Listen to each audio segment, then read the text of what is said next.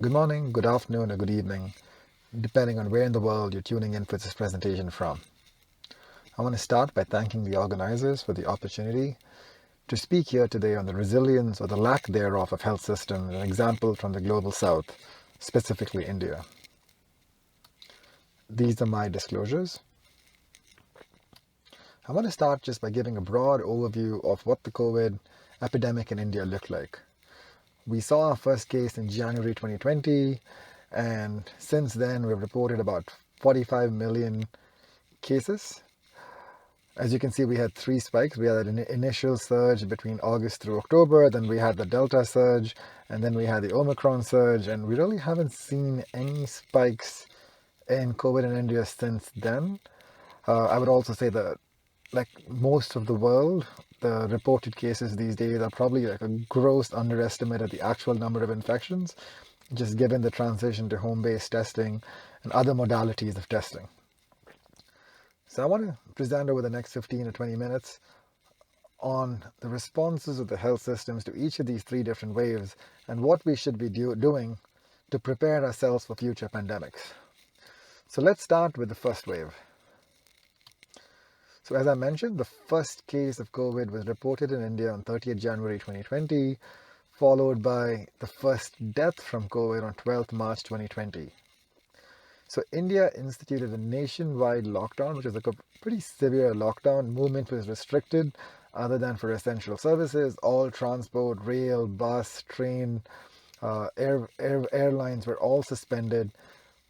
Schools were closed, colleges were closed, all restaurants, bars were closed, gymnasiums were closed, industries were closed. So it really was a pretty severe lockdown. So this existed for about 2.5 months, followed by a gradual easing of these restrictions. And so we had the first phase, and then we had a second phase, and then we had a third phase. And then by October 2020, things were sort of like back to normal. And what really happened was, you can see like as we started easing up, the number of cases started going up, but it peaked around September 2020, following which we saw a decline in the cases. But there were several things that India did during this first wave of COVID that I think are critical and things that we should consider when preparing for pandemics globally, not just in India. I want to start with diagnosis and testing, because diagnosis really is the key to containing any epidemic or any pandemic. Because if you know people who are infected, you can isolate them, you can treat them, you can cure them, and that way you interrupt the transmission chain. And this is particularly important for diseases that have a lot of asymptomatic infection like COVID. And part of the reason why we did have such a big pandemic from COVID compared to all the earlier SARS epidemics was the large number of asymptomatic cases that had the ability to transmit.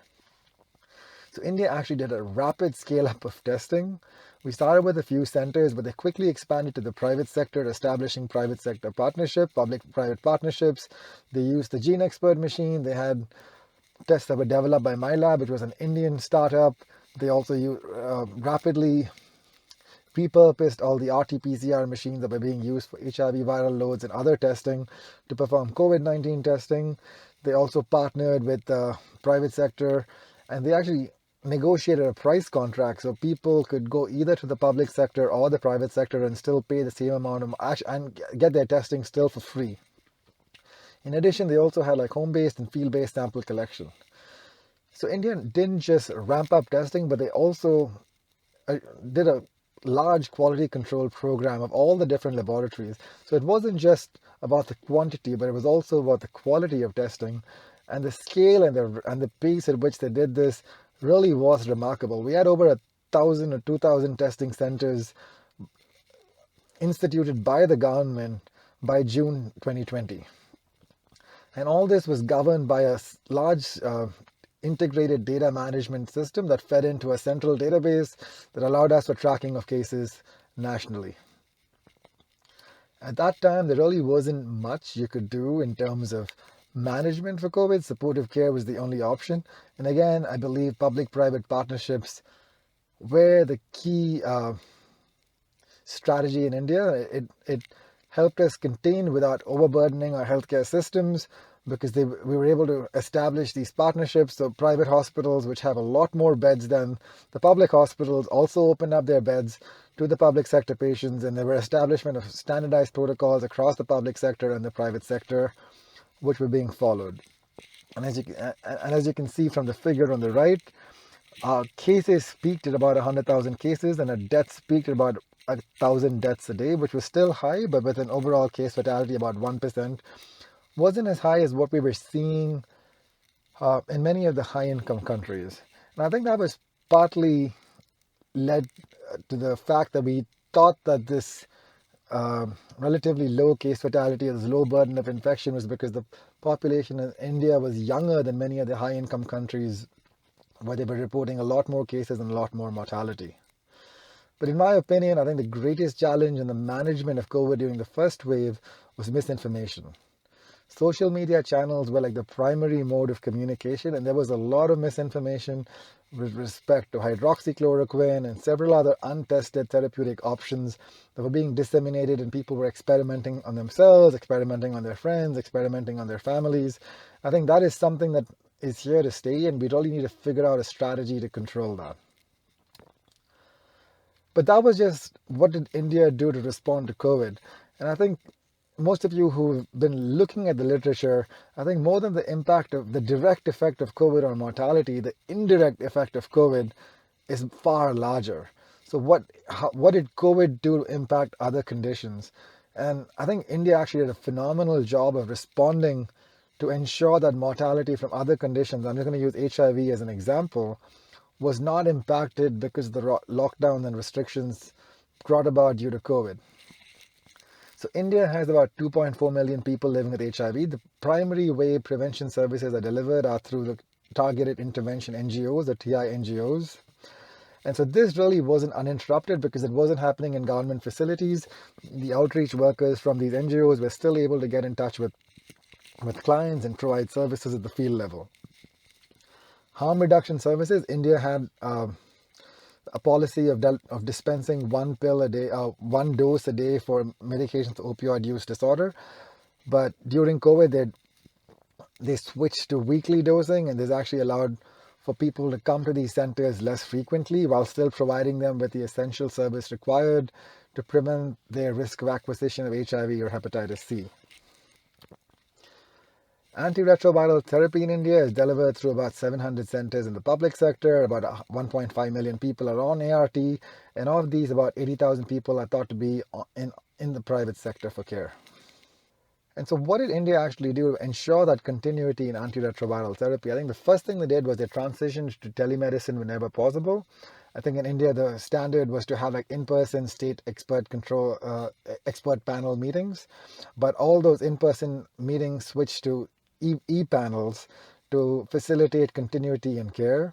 They also switched to multi-month dispensation for all people living with HIV. Initially, it was only for people who were stable on antiretroviral therapy, but to ensure that patients or clients didn't have to travel to the antiretroviral therapy centers frequently, they dispensed multiple pills at a time. So this reduced the need for people to travel and expose themselves to COVID. They also made it more flexible. So normally, people who are on antiretroviral therapy can only go to one antiretroviral therapy center in India.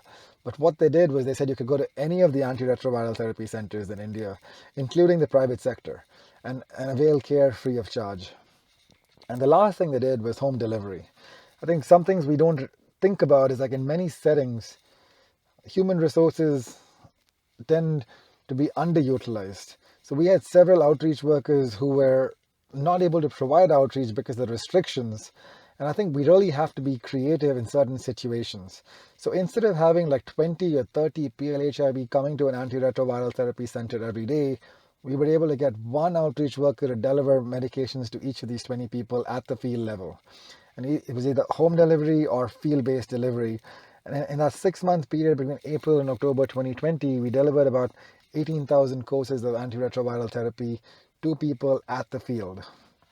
And I think this is something that we need to think about as we move forward, is if people can't come to the center, what are the different options? Can we use courier services? Can we use drones like what's being used in Kenya more recently to deliver PrEP? And we need to start thinking about creative strategies to ensure continuity of care for services that may be interrupted because of such emergency public health situations. And the last thing I want to talk about is HIV testing. So HIV testing is provided through over 10,000 testing centers across India, but there are also private sector labs. I think this was a service that really was impacted. So you can see on this figure, if you look at any of them, prior to the lockdown, we were testing about 3,000. We were eliciting contacts for about 3,200 people, and testing about 858 people, and about 858 people are being newly diagnosed. But during COVID, during that period of intense lockdown, that dropped to 198 people. And this was across 5 districts in India where our program was operating. But this was something that happened across India and in the states that were most severely affected by COVID. Like, for example, in Maharashtra, the number of cases literally dropped down to like single digits. So it really does show that impact of COVID does affect care for other conditions, and it's something we need to think about when we institute lockdowns and other such measures. But this was something that wasn't unique to India. This was global. So looking at these data from South Africa, from 65 primary health centers that were providing HIV testing, you can see that during the phases of intense lockdown, the number of people receiving tests dropped. So we really do need to come up with strategies on how do you ensure continuity for testing services, because most of the time we end up focusing on treatment and we forget about that to get people on treatment, they need to be diagnosed and linked to care first. But this wasn't just for HIV, but this was for other programs, right? For example, if we're looking at the impact of COVID on hepatitis C, like that WHO has ambitious elimination targets. Just 1 year of delay in the HCV program reduced the number of new diagnoses by close to 1 million people and increased the number of viremic infections by about 650,000.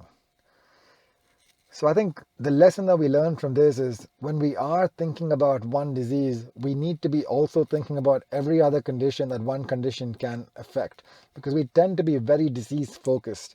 And it's important for us to step back and look at it more from a larger programmatic effect and see how do we ensure continuity of services for programs that already exist.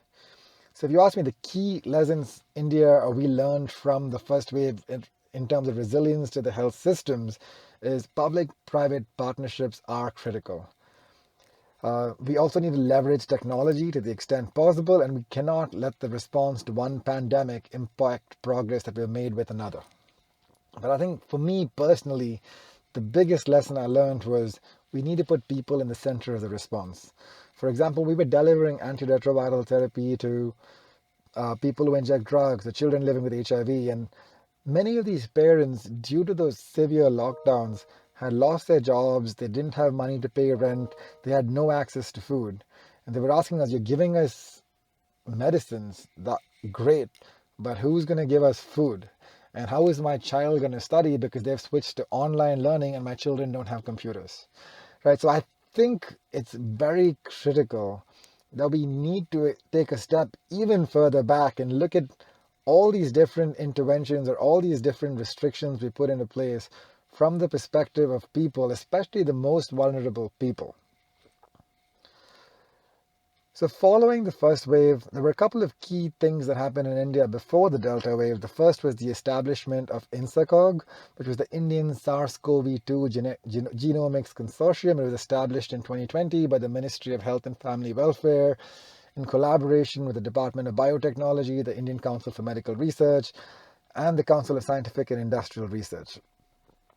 So the goal really was to assess sequences of SARS-CoV-2 in Indian patients and correlate this information from whole genome sequences with epidemiological and clinical data to try and get early signals of are things happening, when should we be locking down, and what really is happening with these different sequences in India, and using that to inform the rest of the world, but also taking lessons from what's happening with certain variants in certain parts of the world and tracking the spread of that variant in India. So this was across 58 labs. They have a random sampling, which is from sentinel surveillance sites or from international travelers coming into the country. And they also have a targeted sampling approach from all the severe cases. So they put out like monthly reports and quarter and bi-monthly reports, which show you the transition of the different variants. So by looking at the content of the variants, it gives you a sense of what we could expect based on where these lineages were earlier before they came to us versus if we're seeing something in India that help us inform other countries of what to expect. And I think these kinds of collaborations are very critical in both ongoing pandemics but also to prevent future pandemics. The other thing, I think one of India's biggest successes was their vaccine response. And it was pretty remarkable. The entire vaccine program in India happened through an app, like a web platform called CoWIN. They had like multiple help desks in multiple settings where people could go and fill out these forms if they didn't have access to a smartphone or computers or they didn't know how to do it. People helped them fill these out. It's a very three-step process. You get onto the app, you fix an appointment, you go there and you get your dose. And India established over 110,000 vaccination centers across the country. And the first dose was sometime in January 2021. And over time, we gave about 2.2 billion doses. We did see a fair amount of people getting the first and second doses, but very few got the booster. And currently, there really isn't much vaccine uptake at all in India. So let's switch and talk about the Delta wave. I think this is what really put India on the map. And what we really learned from the Delta wave was there really is nothing we can do when we are faced with such a surge. It came on really quick. We can go into details of why we saw the surge that happened at this rate. We were seeing at least 4,000 deaths a day. Some people estimate that it could be almost 6 or 7 times higher than that per day. But there was nothing our systems could do. Like even a resilient system like India with the large public-private partnerships, we were overburdened and we were overrun. And so my key takeaway from this is the best way to prevent, the best way to treat a Delta wave is to prevent another Delta wave from happening, which really brings me to the next step of what should we be doing.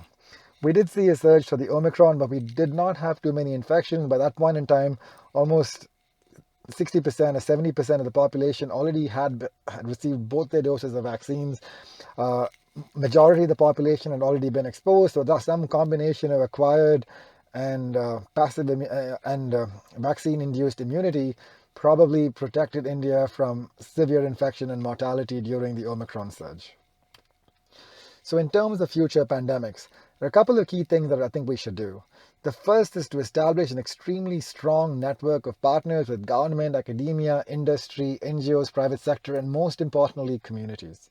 Because it is important to get their thoughts on how these different policies and regulations impact day-to-day lives. Because at the end of the day, we should be taking a more holistic approach to health versus a very disease-focused approach to health.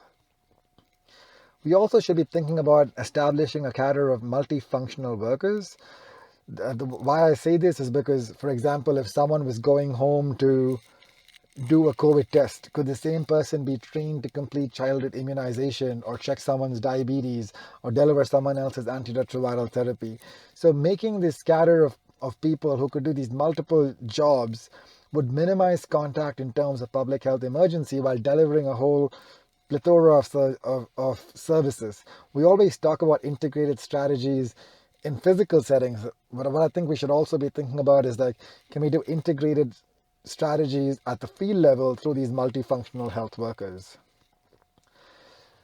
This is probably going to be the biggest challenge that we face, and I really don't have a good answer to this because it looks like social media science is definitely the way of the future, and I'm really not sure what we can do to regulate it, but we need to seriously think about how do we regulate what is being put out there, because misinformation can be one of the biggest threats to any pandemic. Even the most resilient health system can be taken down by misinformation. And then obviously, I think Instacog was a good example of what we need to do, but I think we need to be monitoring for threats, but embrace the One Health approach. It's not just humans, but threats can come from animals, from the environment, with the climate change. Climate change can affect the way mosquitoes replicate, can lead to like outbreaks of other epidemics. So it's critical for us to build these multi-sectoral, interdisciplinary collaborations that really monitor environment threats from like all three different aspects: humans, animals, and environment. The best way to contain pandemics, as I've already said, is early warning signals, but this really requires some kind of a central database with data transparency and data sharing, because that really is the way to identify epidemics or pandemics before they get to scale of what COVID-19 happened. And I think we could actually do this. But the question is, who is going to lead it and how do we actually implement it in a way where every country buys on and there is a lot of data transparency. And last, but probably the most important, is people should always be in the center of all our responses. So if we want to prevent future pandemics, or when there is a threat of future pandemics, if we want to make sure our systems are resilient, we need to make sure that we take care of the people whom our systems are designed to serve. I want to end by thanking you all for your attention, and I'm happy to take any questions.